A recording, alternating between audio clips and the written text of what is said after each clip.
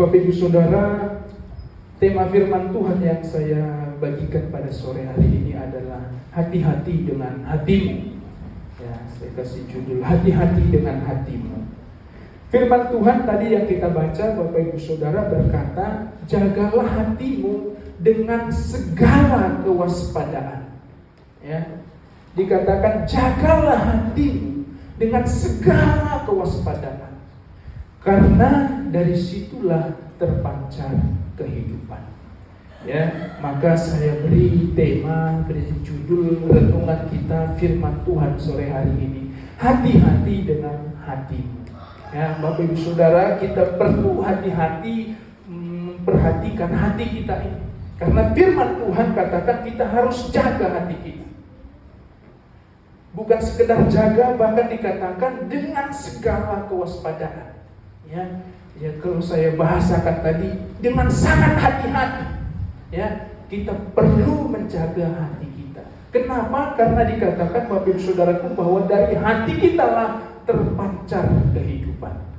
Dari hati inilah Bapak Ibu akan menentukan kehidupan kita. Mau ke arah mana hidup kita akan ditentukan oleh hati kita. Maka perlu dikatakan kita menjaga hati kita dengan baik. Karena Bapak Ibu Saudaraku, di dalam Lukas dikatakan orang yang baik mengeluarkan barang yang baik dari perbendaharaan hatinya. Ya, orang yang baik mengeluarkan barang yang baik dari perbendaharaan hatinya yang baik. Sebaliknya dikatakan Bapak Ibu Saudaraku, dan orang yang jahat mengeluarkan barang yang jahat dari mana? Dari perbendaharaan hatinya. Ya. Orang baik, Bapak Ibu Saudaraku, mengeluarkan barang yang baik atau mengeluarkan perbuatan yang baik, mengeluarkan kehidupan yang baik dari mana? Yaitu dari hatinya yang baik. Sebaliknya orang yang jahat, dia mengeluarkan barang yang baik. Orang yang barang jahat maksudnya. Orang jahat ini dikatakan mengeluarkan perbuatan yang jahat, ya, mengeluarkan barang yang jahat, kata-kata yang jahat, perbuatan yang jahat, hidup yang jahat. Itu semua dikeluarkan dari hatinya. Ya, maka bagi saudaraku penting kita menjaga hati kita. Maka tadi dikatakan jagalah hatimu dengan segala kewaspadaan, karena dari hati kita inilah akan menentukan ke arah mana hidup kita. Ya. Dari hati kita ini akan menentukan ke arah mana hidup kita. Dari hati ini menentukan apa yang kita keluarkan. Apa yang diucapkan oleh mulut, kata Tuhan Yesus, itu meluap dari hati. Jadi semua Bapak Ibu Saudaraku sebetulnya sumbernya ada di hati kita. Maka perlu Bapak Ibu Saudaraku kita menjaga hati kita, kata firman Tuhan. Di Amsal dikatakan seperti air mencerminkan wajah, demikianlah hati manusia mencerminkan manusia ini. Seperti air Bapak Ibu Saudaraku mencerminkan wajah kita, dikatakan demikianlah hati kita mencerminkan kita. Ya, Bapak Ibu Saudaraku, seperti apa hati kita akan tercermin, akan tergambar lewat perbuatan kita, lewat perkataan kita, lewat kehidupan kita. Sebaliknya juga Bapak Ibu Saudaraku, apa yang menjadi perkataan kita, apa yang menjadi perbuatan kita, apa yang menjadi hidup kita, itu adalah cerminan dari hati kita. Jadi Bapak Ibu Saudaraku, sangat penting kita menjaga hati kita. Ya, hati-hati dengan hatimu. Nah Bapak Ibu Saudaraku, hati kita ini, Bapak Ibu Saudaraku, ada beberapa hal di dalam Alkitab. Banyak sebetulnya ya, tetapi saya akan singkat saja Bapak Ibu Saudaraku, hanya beberapa poin saja yang akan kita bahas pada sore hari ini. Ada beberapa hal yang ditulis oleh Alkitab mengenai hati kita Bapak Ibu Saudaraku yang perlu kita perhatikan. Yang pertama, tawar hati. Ya. Yang pertama Bapak Ibu Saudaraku, hati kita ini bisa tawar, kata Alkitab. Ya, hati kita ini bisa tawar, bisa patah hati, kata Alkitab. Kita bisa sakit hati. Amsal 24 ayat 10 katakan, jika engkau tawar hati pada masa kesesakan, kecillah kekuatan. Ya, jadi Bapak Saudaraku, kesesakan ternyata bisa membuat hati seseorang tawar. Ya, kesulitan, kesesakan bisa membuat hati seseorang tawar. Karena itu kita diingatkan firman Tuhan, kita harus menjaga hati kita supaya jangan sampai hati kita menjadi tawar, jangan sampai kita menjadi patah hati, jangan sampai kita menjadi sakit hati karena kesulitan, karena kesesakan yang kita hadapi. Ya, pertama Bapak Saudaraku, tawar hati. Jangan sampai kita tawar hati. Kadangkala Bapak Saudaraku, ketika kita menghadapi kesulitan, kesesakan, kita bisa menjadi tawar hati, kita bisa menjadi sakit hati, bahkan bukan hanya kepada sesama, tetapi kadang juga sama Tuhan kita bisa menjadi sakit hati sama Tuhan. Ya, karena itu kita perlu perhatikan hati kita, kata firman Tuhan, kita perlu menjaga ya hati kita dengan baik. Yang selanjutnya Bapak Saudaraku, selain tawar hati, di Amsal dikatakan setiap orang, Amsal 16 ayat 5, kalau Bapak Ibu Saudara mau baca bisa, Amsal 16 ayat 5 bisa dilihat di Alkitabnya. Setiap orang yang tinggi hati adalah kekejian bagi Tuhan, sungguh ia tidak akan luput dari hukuman. Yang kedua Bapak Saudaraku, tadi pertama adalah hati kita bisa tawar. Yang kedua Bapak Saudaraku, kita bisa tinggi hati, atau yang ayat-ayat lain katakan hati kita bisa sombong, hati kita bisa congkak, ya, kita bisa menjadi tinggi hati. Karena itu Bapak Saudaraku, firman Tuhan mengingatkan kita harus menjaga hati kita dengan baik, kita harus hati-hati supaya jangan sampai kita menjadi orang yang tinggi hati, atau orang yang sombong, atau orang yang congkak. Bapak Ibu Saudara, jangan sampai kita menjadi orang yang tinggi hati. Karena Bapak Ibu Saudaraku, mungkin kita orang yang punya banyak duit, jangan kita menjadi tinggi hati. Karena kita orang yang punya jabatan yang bagus, jangan kita menjadi tinggi hati. Apalagi Bapak Saudaraku, kita sudah tidak punya duit, tidak punya apa-apa, kita masih sombong, masih tinggi hati. Itu namanya keterlaluan. Ya, Bapak Ibu Saudara. Tapi kadang-kala Bapak Saudaraku bisa juga, ya. Kadang-kala saya pikir, kadang-kala waktu kita tidak punya apa-apa pun bisa juga kita menjadi tinggi hati, jadi sombong. Ya, bukan hanya pada waktu kita punya kekayaan, punya jabatan tinggi baru kita bisa sombong, saudaraku, baru kita bisa tinggi hati. Kadang-kala kita tidak punya apa-apa pun kita bisa tinggi hati, kita bisa sombong, kita bisa berlaku congkak, kita bisa berlaku arogan. Ya, kalau kita lihat saudara di luar dalam kehidupan kita sehari-hari, kadang-kala tidak hanya orang-orang yang hebat yang tinggi hati, orang yang tidak ada apa-apanya pun kadang-kala bisa juga jadi tinggi hati. Nah, karena itu Bapak Saudaraku, firman Tuhan mengingatkan kita harus menjaga hati kita. Pertama, jangan sampai kita tawar hati. Kedua, jangan sampai kita tinggi hati. Nah, yang ketiga Bapak Saudaraku, dikatakan dalam Yakobus, penyakit hati yang lain ada di Yakobus, dikatakan sebab di mana ada iri hati dan mementingkan diri sendiri, di situ ada kekacauan dan segala macam perbuatan. Yang ketiga Bapak Saudaraku, firman Tuhan katakan kita harus waspada, kita harus jaga hati kita dengan penuh kewaspadaan agar jangan sampai kita ada iri hati. Firman Tuhan katakan di mana ada iri hati, di situ pasti ada kekacauan. Di mana ada iri hati Bapak Saudara, di situ udah pasti akan kacau, udah pasti akan berselisih, pasti akan bertengkar. Kalau di situ ada iri hati, maka kita perlu menjaga hati kita supaya jangan sampai kita hidup di dalam iri hati. Ya, kita perlu Bapak Saudaraku. Karena kalau kita iri hati, seperti tadi di awal saya sampaikan Bapak Saudaraku, hati kita ini akan menentukan langkah kita. Kalau kita iri hati Bapak Saudaraku, kalau kita sirik melihat orang lain, pasti Bapak Saudaraku perbuatan kita juga akan mengikuti. Ya, pasti perbuatan kita juga akan mengikuti. Kalau bisa kita celakakan orang yang kita iri tadi. Jadi Bapak Saudaraku, memang hati kita akan menentukan arah langkah kita. Dari hati kita akan terpancar kehidupan, entah kehidupan seperti apa yang akan terpancar.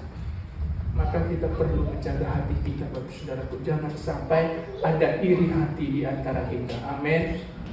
Jangan sampai ada iri hati di antara kita. Oh, aku nggak diperhatikan. Oh, aku nggak disapa dengan baik dan lain sebagainya. Kadang-kala Bapak Saudaraku di gereja juga kadang-kala ada iri hati. Tapi di sini nggak ada. Kita semua di sini orang yang baik hati. Amin. Ya. Tapi Bapak Saudaraku, firman Tuhan ini mengingatkan kita, jangan sampai kita iri hati. Kenapa Bapak Saudaraku Kain membunuh Habel? Padahal itu saudara. Karena apa? Karena iri hati. Kenapa saudara-saudara Yusuf, Bapak Saudaraku, membuang dan menjual Yusuf? Karena iri hati. Maka Bapak Saudaraku, jangan sampai ada iri hati dalam hidup kita. Jangan kita biarkanlah iri hati itu terus bertumbuh dalam hati kita. Sebab kita akan dibawa kepada tindakan perbuatan yang jahat. Bapak Ibu Saudara, ada contohnya di Alkitab. Kain sampai membunuh Habel karena dia iri. Yusuf dibuang saudara-saudaranya karena mereka iri, dan banyak lagi contoh-contoh lain Bapak Saudaraku. Bahkan mungkin di dalam kehidupan kita sendiri pun kita sering lihat mungkin. Karena iri hati, bahkan di antara saudara pun kita juga bisa saling menyakiti karena iri hati. Tapi firman Tuhan Bapak Ibu Saudaraku hari ini mengingatkan kita, jangan sampai kita iri hati. Waspada terhadap iri hati dalam kehidupan kita. Dan selanjutnya Bapak Ibu Saudara, saya akan cepatkan ayat dari dalam Mazmur 37 ayat 8 dikatakan, berhentilah marah dan tinggalkanlah panas hati. Jangan marah, itu hanya membawa kepada kejahatan. Yang keempat Bapak Ibu Saudaraku dikatakan ada namanya panas hati. Ya, dikatakan berhentilah marah, tinggalkanlah panas hati. Mari kita belajar Bapak Saudaraku, jangan kita menjadi orang yang mudah panas hati. Jangan kita menjadi orang yang panas hati. Berhentilah marah, kata firman Tuhan. Tinggalkanlah panas hati. Tinggalkanlah kemarahan dalam kehidupan kita. Sebab dikatakan kembali lagi, itu hanya membawa kepada kejahatan. Kalau kita biarkan terus panas hati itu terus yang menguasai kita Bapak Ibu Saudaraku, firman Tuhan katakan itu akan membawa hidup kita kepada kejahatan. Ya, yang selanjutnya Bapak Ibu Saudaraku dikatakan yang kelima adalah juga keras hati. Mengapa kamu berkeras hati sama seperti orang Mesir dan Firaun berkeras hati? Bukankah mereka membiarkan bangsa itu pergi ketika ia mempermainkan mereka? Jadi Bapak Saudaraku, di dalam 1 Samuel 6 dikatakan ada juga penyakit hati yang lain, yaitu keras hati. Ya, keras hati, ya. Keras, bukan hanya keras kepala yang ada ya, tapi keras hati juga ada. Firman Tuhan mencatat ada Bapak Saudaraku, keras hati. Bukan hanya kepala ya, keras kepala, tetapi juga keras hati. Hatinya pun bisa sekeras batu Bapak Saudaraku. Ya. Ini peringatan Bapak Saudaraku bagi kita. Kita di sini tidak ada, tapi mengingatkan kita jangan sampai kita ganti keras hati. Firman Tuhan katakan di dalam perjanjian baru bahwa pada hari ini kalau engkau mendengar suara Tuhan, janganlah keraskan hatimu. Pada hari ini Bapak Ibu Saudaraku, kalau kita didengar firman Tuhan, pada hari ini kalau kita ditegur oleh firman Tuhan, dikatakan janganlah keraskan hatimu. Ya, janganlah keraskan hatimu. Kalau kita ditegur oleh firman Tuhan, janganlah keraskan hatimu. Jangan kita mengeraskan hati Bapak Ibu Saudaraku dalam kehidupan kita. Ya, yang selanjutnya Bapak Ibu Saudaraku dikatakan dalam Yakobus 1 ayat 8, penyakit hati yang selanjutnya yaitu mendua hati. Dikatakan dalam Yakobus 1 ayat 8, sebab orang yang mendua hati tidak akan tenang dalam hidupnya. Ada juga orang-orang yang suka mendua hati. ya, suka bimbang. Firman Tuhan katakan bahwa orang yang mendua hati tidak akan tenang dalam hidupnya, bahkan tidak akan mendapat apa-apa. Maka Bapak Saudaraku, kita perlu menghindari yang namanya mendua hati. Kita harus memiliki hati yang teguh di dalam Tuhan. Ya, jangan kita dipenuhi dengan kebimbangan dalam kehidupan kita. Masih banyak ini Bapak Saudaraku yang sebetulnya saya cepatkan saja ayat firman-Nya. Dikatakan lagi ayat yang ketujuh Bapak Saudaraku adalah hati yang licik. Saya bacakan, hati mereka licik, Hosea 10 ayat 2. Hati mereka licik, sekarang mereka harus menanggung akibat kesalahannya. Dia akan menghancurkan mesbah-mesbah mereka, akan meruntuhkan tubuh-tubuh berhala mereka. Jadi ada juga Bapak Saudaraku dikatakan hati yang licik, ya. Hati yang licik. Jangan ada di antara kita Bapak Saudaraku yang mempunyai hati yang licik. Kemudian Amsal 6 ayat 14 dikatakan ada juga hati yang penuh tipu muslihat. Amsal 6 ayat 14, yang hatinya mengandung tipu muslihat, yang senantiasa merencanakan kejahatan. Jadi Bapak Saudaraku, hati kita bisa juga dikatakan mengandung tipu muslihat, ya. Jadi jangan ada tipu-tipu dalam hati kita. Amin. Ya, jangan ada tipu-tipu dalam hati kita Bapak Saudara. Ya, jangan ada bohong-bohong dalam hati kita.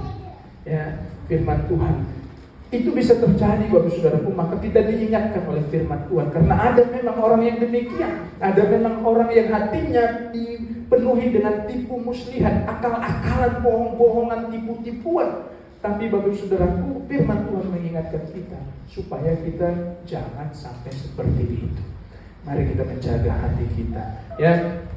Selanjutnya Bapak Ibu Saudaraku, lalu kalau bukan hati yang demikian yang disyaratkan oleh firman Tuhan yang harus kita punya Bapak Ibu Saudaraku dalam kehidupan kita adalah hati yang kuat.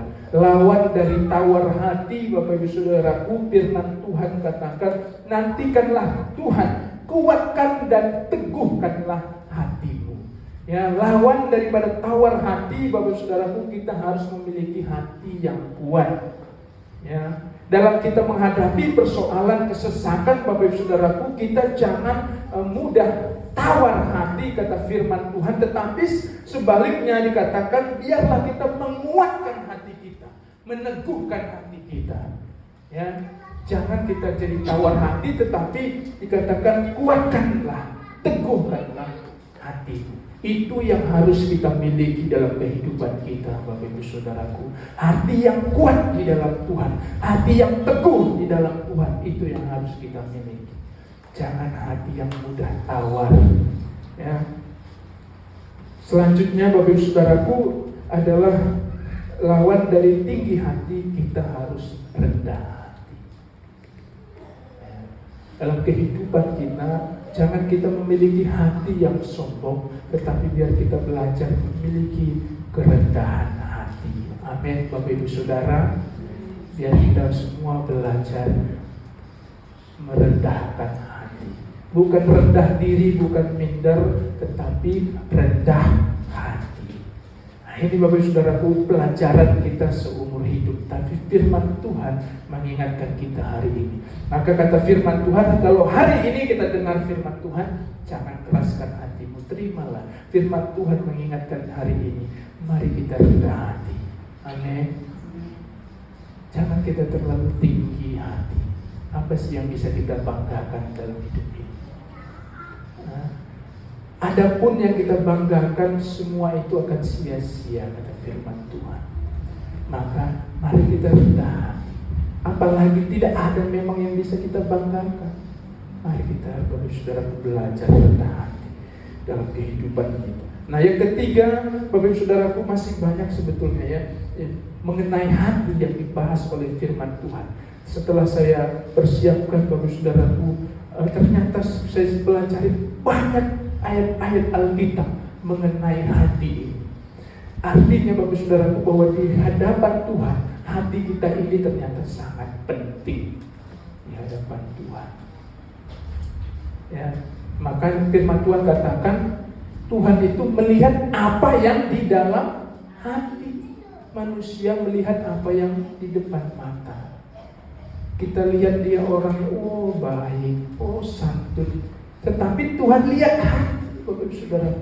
Manusia bisa kita bohongi dengan penampilan kita, bisa kita tipu-tipu, tetapi Tuhan tidak. Tuhan melihat hati. Karena itu Bapak Ibu Saudaraku, begitu banyak ayat firman Tuhan yang membahas tentang hati. Saya perhatikan, saya bolak-balik, ternyata banyak tentang hati. Betapa pentingnya hati kita perlu kita jaga dalam kehidupan kita. Nah, Bapak Ibu Saudaraku, selanjutnya dikatakan yang ketiga, kita perlu murah hati.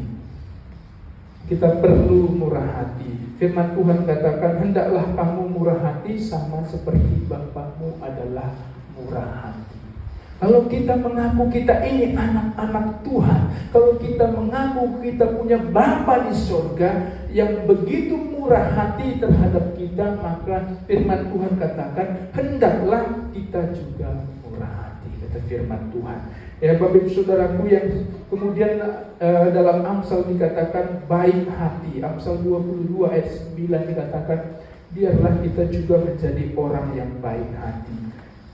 Dan ayat yang kelima ada juga, Bapak Ibu Saudaraku, tulus hati. Nah, ini yang perlu kita perhatikan. Karena itu Ibrani 10 ayat 22 dikatakan, karena itu marilah kita menghadap Allah dengan hati yang tulus, ikhlas, dan keyakinan iman yang teguh. Dan oleh karena hati kita telah dibersihkan dari hati nurani yang jahat, dan tubuh kita telah dibasuh dengan air yang murni. Perhatikan Bapak Saudaraku, dikatakan karena itu marilah kita menghadap Allah dengan hati yang tulus, ikhlas. Kita perlu, Bapak Saudaraku, memiliki hati yang tulus, ikhlas. Dikatakan dalam kita menghadap Allah, mari kita menghadap Tuhan dengan hati yang tulus, ikhlas, dengan hati yang murni di hadapan Tuhan. Waktu kita melayani Tuhan, mari kita melayani Tuhan dengan hati yang tulus, ikhlas, dengan hati nurani yang murni. Ya, Bapak Ibu Saudara, di dalam Matius dikatakan hati yang suci. Berbahagialah orang yang suci hatinya, karena ia akan melihat Allah. Jadi Bapak Ibu Saudaraku, kita perlu juga meminta kepada Tuhan supaya Tuhan menolong kita supaya kita memiliki hati yang suci. Sebab dikatakan hanya orang yang suci hatinya, mereka akan melihat Allah. Kita bisa ke gereja beribadah Bapak Ibu Saudaraku, tetapi kadang-kala kita tidak bisa merasakan jamahan Tuhan, kita tidak bisa merasakan kasih kuasa Tuhan, karena mungkin hati kita dipenuhi dengan hal-hal yang tidak berkenan di hadapan Tuhan. Hati kita tidak suci. Dikatakan hanya mereka yang hatinya suci, mereka akan melihat Allah. Jadi Bapak Saudaraku, mari kita belajar menyucikan hati kita. Amin. Belajar kita menyucikan hati kita dalam kehidupan kita. Nah, yang terakhir dikatakan adalah hati yang bijaksana. Dikatakan firman Tuhan, ajarlah kami menghitung hari-hari demikian rupa supaya kami beroleh hati yang bijaksana. Kiranya Bapak Ibu Saudaraku, Tuhan menolong kita supaya kita diberikan hati yang bijaksana dalam kehidupan kita. Nah, Bapak Ibu Saudara, yang terakhir, bagaimana cara kita menjaga hati? Firman Tuhan katakan kita harus jaga hati kita. Ya, Bapak Ibu Saudaraku, kita harus jaga hati kita. Jadi bukan Tuhan yang menjaga hati kita. Ya, bukan kita berdoa sama Tuhan, kita bilang, Tuhan tolong ya jaga hatiku ini jangan sampai tersakiti. Tolong ya jaga hatiku ini supaya jangan sampai tersakiti, dikecewakan oleh orang lain dan lain sebagainya. Bukan Bapak Ibu Saudaraku. Tapi firman Tuhan katakan, ya silakan. Firman Tuhan katakan dengan jelas Bapak Ibu Saudaraku, kita yang harus menjaga hati kita. Kita yang harus menjaga hati kita. Bukan Tuhan, bukan orang lain. Ya, tapi kita, ya Bapak Ibu Saudaraku, kita yang harus menjaga hati kita. Karena perintahnya adalah jagalah hatimu. Kita yang harus menjaga Bapak Ibu Saudaraku, bukan Tuhan, bukan juga orang lain. Bukan orang lain yang kita suruh menjaga hati kita. Jangan sampai ke luka ya Bu ya. Nggak bisa Bapak Ibu Saudara. Orang kadang berlaku suka-suka dia, kita tidak bisa suka-suka kita. Ya. Orang kadang biasanya berlaku suka-suka dia, bukan suka-suka kita. Kepada Tuhan pun kita hanya bisa suka-suka Tuhan, bukan suka-suka kita. Jadi Bapak Saudaraku, memang kita lah yang harus jaga hati kita. Karena tidak bisa orang lain itu kita suruh supaya mereka jangan mengecewakan kita lah, jangan ngomongin kita lah, jangan menyakiti kita lah, jangan apalah dan lain sebagainya, jangan tipu kita dan lain sebagainya. Tidak bisa Bapak Saudara. Namanya orang suka-suka dia. Maka kita yang harus jaga hati. Jadi Bapak Saudaraku, bagaimana cara kita menjaga hati kita Bapak Saudara? Saya bagikan ada 2 ayat terakhir Bapak Saudaraku. Pertama dikatakan ayat yang sudah sering kita dengar, Kolose 3 ayat 23. Ya, apapun juga yang kamu perbuatlah dengan segenap hatimu seperti untuk Tuhan dan bukan untuk manusia. Jadi Bapak Saudaraku, pertama adalah bahwa segala sesuatu yang kita lakukan dalam hidup ini, mari kita lakukan untuk Tuhan. Supaya Tuhan jauhkan kita dari sakit hati, kecewaan dan lain sebagainya. Maka Bapak Saudaraku, segala sesuatu yang kita lakukan dikatakan untuk Tuhan, bukan untuk manusia. Saya sering sampaikan Bapak Saudaraku bahwa dalam kita bekerja pun kita harus belajar memiliki konsep bahwa kita lakukan ini untuk Tuhan, bukan untuk mendapatkan gaji, bukan untuk mencari nafkah saja. Memang betul Bapak Saudaraku bahwa kita perlu uang untuk menafkahi keluarga kita. Tapi Bapak Saudaraku, kita harus belajar memiliki konsep bahwa hidup kita di dunia ini bukan hanya sekedar untuk bertahan hidup cari nafkah, tetapi dikatakan kita hidup untuk Tuhan. Maka segala sesuatu yang kita lakukan, kita belajar bahwa kita lakukan untuk Tuhan, bukan untuk manusia. Saya sudah pernah kasih ilustrasi ini enggak ya di sini? Kayaknya saya sudah pernah ya. Jadi Bapak Saudaraku, ada orang yang sedang bangun jembatan. Kebetulan ini orang Batak tiga-tiganya. Ya. Waktu ditanya Bapak Saudaraku, ada seorang yang melihat ini orang ini bertiga kerja, maka ditanya Bapak Saudaraku, dia bilang, "Pak, lagi ngapain?" "Bah, lagi berengok." Gitu ya bahasa Batak. Jadi nggak dilihat matamu, aku lagi pecahkan batu, katanya. Jadi dia kesal Bapak Saudaraku karena dia udah capek ya. Dia udah capek pecahin batu, ditanya lagi, "Pak, lagi ngapain?" Kira-kira Bapak Ibu Saudara kalau ditanya begitu kesal juga nggak ya? Pasti kesal juga. Jadi maka Bapak itu bilang, "Nggak lihat matamu, lagi pecahin batu." Kemudian dia pergi lagi Bapak Saudaraku, dia datangin lagi pekerja yang kedua. Kemudian Bapak Ibu Saudaraku ditanya, "Pak, lagi ngapain?" Terus dijawab apa? Dijawab, "Lagi kerja, cari makan." Biasalah. Masih benar Bapak Saudaraku ya, lagi kerja cari makan. Terus dia bilang, "Oh." Dia datang lagi ke orang yang ketiga Bapak Saudaraku, dia bilang, dia tanya lagi, "Pak, lagi ngapain?" Bapak yang ketiga ini jawab Bapak Saudaraku, dikatakan, "Kami lagi bangun jembatan supaya orang sana bisa menyeberang, orang sana bisa menyeberang ke sini, supaya terhubung, supaya connect, supaya lancar lah semuanya." Ya, jadi Bapak Saudaraku dapat ya bahwa orang yang ketiga ini dia punya gambaran besarnya apa yang sedang dilakukan. Yang pertama memang benar dia lagi pecahin batu, tapi maksudnya dia tidak sampai kepada konsep bahwa dia pecahin batu itu supaya orang bisa terhubung, supaya orang dari desa satu sama desa lain bisa terhubung. Yang kedua, memang benar dia lagi kerja cari nafkah, tetapi dia juga tidak sadar bahwa apa yang mereka kerjakan itu supaya terhubung ini dua daratan, supaya lebih lancar, supaya menolong banyak orang, supaya nggak muter-muter, kan gitu. Tapi bapak yang ketiga ini dia tahu konsep itu, bahwa memang dia lagi kerja ngaduk semen, memang dia lagi kerja supaya cari nafkah, supaya dapat gaji. Tapi dia tahu apa yang mereka kerjakan itu akan menjadi berkat bagi banyak orang. Karena kalau itu yang mereka kerjakan sudah jadi, banyak orang akan terbantu.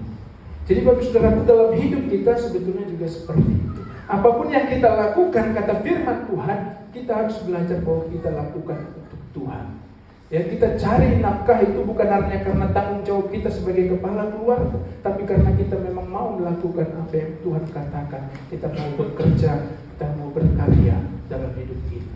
Ya, jadi Bapak Saudaraku, apapun yang kita lakukan segala sesuatu untuk Tuhan, supaya kita dijauhkan dari rasa kecewa dan sakit hati. Bukan untuk manusia. Kita melayani Bapak Saudaraku bukan untuk dilihat manusia. Kita berbuat baik bukan untuk dilihat manusia. Karena kalau hanya untuk dilihat manusia, dikatakan kita akan jadi kecewa. Ya, bahkan firman Tuhan katakan kalau segala sesuatu yang kita lakukan supaya hanya dilihat manusia, kita sudah mendapat upahnya. Upahnya apa Bapak Saudara? Upahnya kita dipuji orang. Oh, dia rajin lah. Oh, dia baik ya, dia suka memberi. Oh, dia rajin ya melayani. Udah dapat kita upahnya. Cukup itu upahnya Bapak Saudara. Kita tidak dapat upah dari Tuhan. Kita tidak dapat berkat dari Tuhan, karena kita hanya lakukan segala sesuatu hanya untuk manusia, supaya dilihat manusia.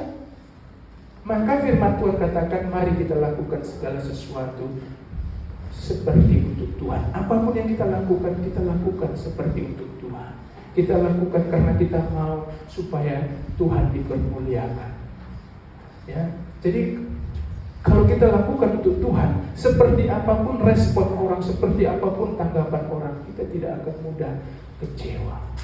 Ya, jadi Bapak Saudaraku, itu yang pertama. Kemudian yang terakhir Bapak Saudaraku, Ibrani 12 ayat 2 dikatakan, marilah kita melakukannya dengan mata yang tertuju kepada Yesus, yang memimpin kita dalam iman dan yang membawa iman kita itu kepada kesempurnaan, yang dengan mengabaikan kehinaan tekun memikul salib, ganti sukacita yang disediakan bagi Dia yang sekarang duduk di sebelah kanan Allah.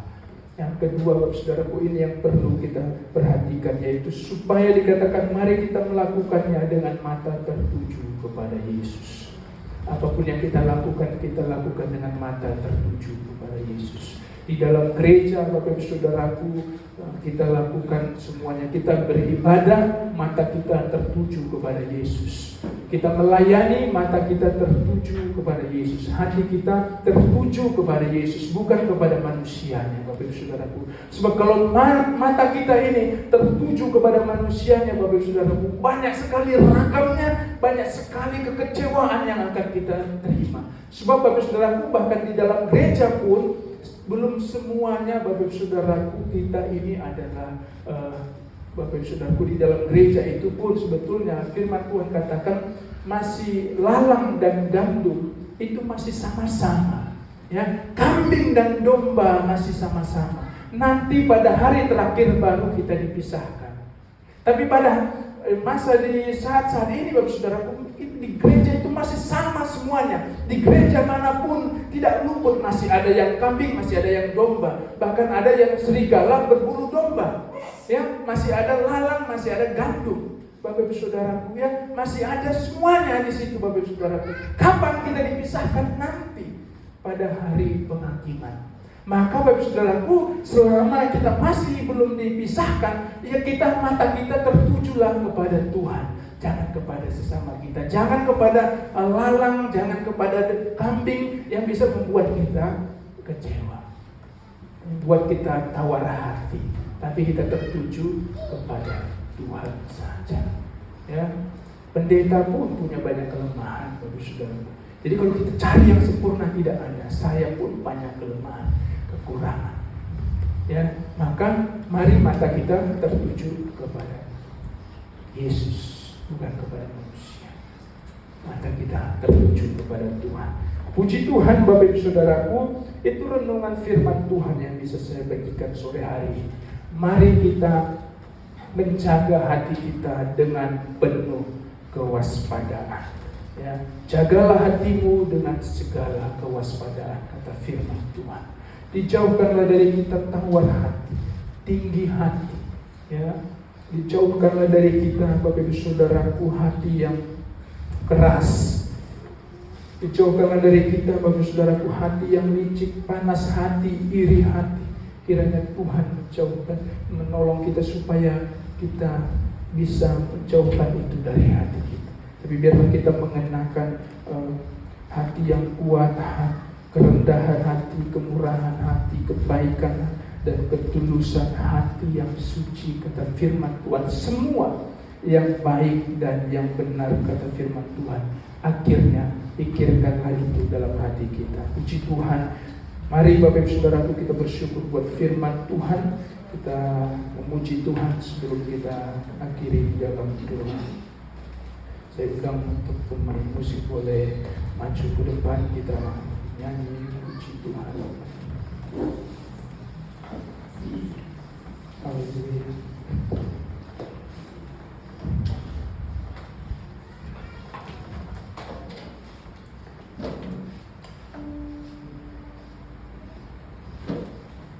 Hanya Tuhan menolong kita, saudaraku, supaya kita dimampukan menjaga hati kita dalam kehidupan kita.